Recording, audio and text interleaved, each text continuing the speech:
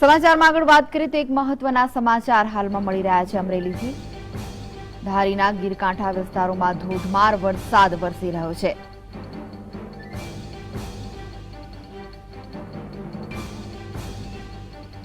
દલખાણીયા ચાંચી પાણીયામાં 2 કલાકમાં 5 ઇંચ વરસાદ વરસ્યો છે।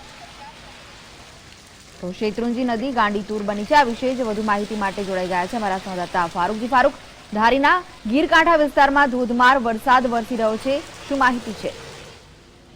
આપને હું જણાવી દઉં કે અમરેલી જિલ્લામાં છેલ્લા 3 દિવસથી ચિક્કાર વરસાદ વરસી રહ્યો છે। અત્યાર સુધીમાં 3 દિવસમાં 6 થી 7 ઇંચ જેટલો વરસાદ સમગ્ર તાલુકામાં નોંધાયો છે। અત્યારે હાલની જ વાત કરીએ તો સતત 2 કલાકમાં ધારીના ગીરકાંઠાના જે દલખાણીયા, ચાંચી પાણીયા, પાટલા સહિતના જે ગ્રામ્ય વિસ્તારો છે 2 કલાકમાં 5 ઇંચ જેટલો વરસાદ વરસી રહ્યો છે। શેત્રુંજી નદી ગાંડીતુર બની 2 કાંઠે વહી રહી છે। ત્યારે સમગ્ર જિલ્લામાં અત્યારે હાલ વરસાદે ઝરમર છાંટાઓ ને એવું હોય, ત્યારે ધારી પંથકમાં મુશળધાર વરસાદ હોય અને શેત્રુંજી નદી 2 કાંઠે વહી રહી છે। જી, આભાર ફારૂક માહિતી આપવા માટે।